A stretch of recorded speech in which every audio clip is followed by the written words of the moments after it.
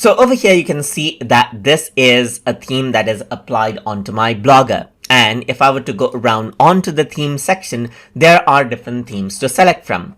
But there's one theme that is not available over here, and that is the classic theme. But you can still get it. So to do that, you need to go around onto the drop-down menu. You need to click around over here and then click on switch to first generation classic theme. Once you do that, you can go around and back up and switch, meaning the theme will be downloaded and backed up, or you can click on switch without a backup right here.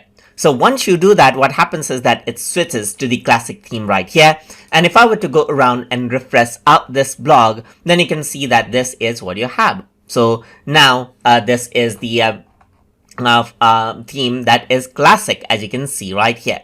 So if I were to go around over here in classic theme right here, I cannot actually go around and then access the customization option easily for this, but I can go around and choose, let's say for example, edit HTML right here, which allows me to edit HTML for this particular theme. Or I can go around and then change the navbar or switch to second generation theme layout right here.